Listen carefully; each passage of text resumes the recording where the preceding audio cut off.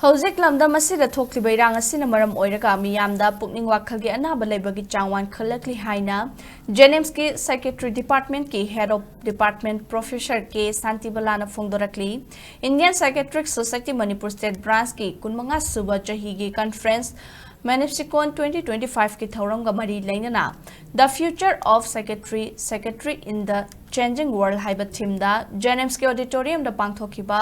conference aduga mari lainana Professor K. Shantibala na hai ngasi pangthokliba conference asigi maru oiba wakhalondi psychiatry gi layeng pathap asi hojik amadi tungda karamba mongda changsingani haiba sidani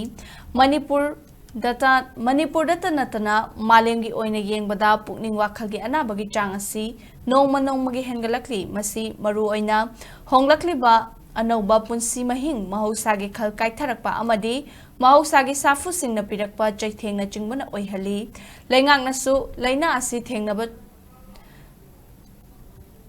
thengnanaba chapa policy puthokpa mathau tai haina phongdokhi thauramada Indian Psychiatric Society Manipur State Branch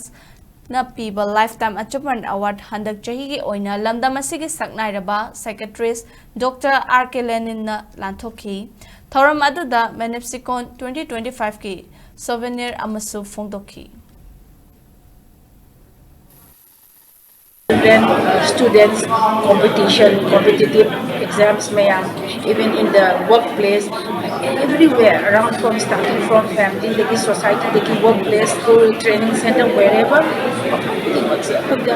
stress situation stress level anxiety depression post traumatic stress disorder the crime the post-traumatic stress disorder substance problem mayam asina chikma mayam asi laibase kuda ki future gi trend se karom da mai odo no kan to goda no ha di khanna gi atu bathim boba conference amani